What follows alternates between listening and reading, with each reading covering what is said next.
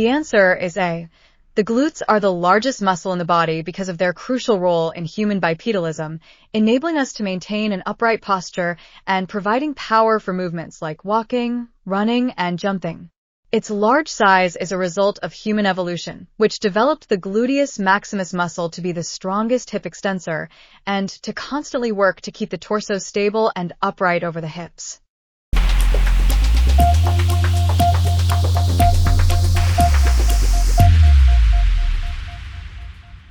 The answer is C.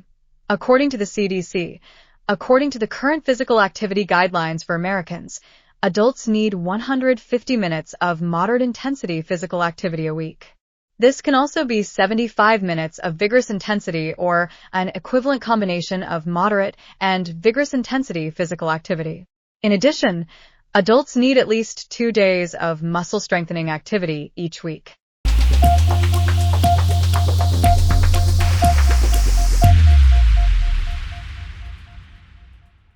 The answer is B. It engages multiple muscle groups simultaneously: legs, glutes, core, and stabilizers.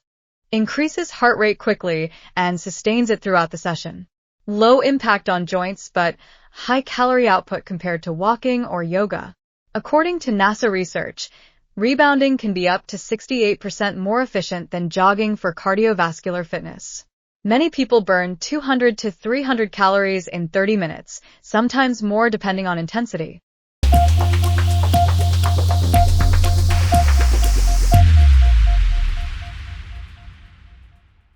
The answer is B. Protein.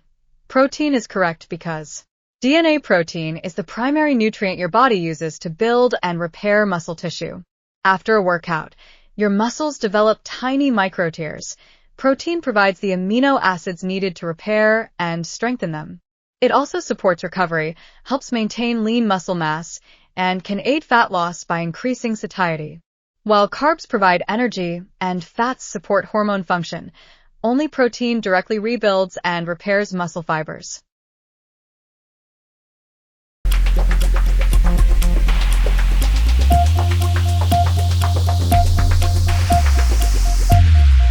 The answer is B. The average adult stride length is about 2.1 to 2.5 feet. 1 mile equals 5,280 feet. If you divide 5,280 feet by the average stride, about 2.5 feet, it equals roughly 2,000 steps per mile.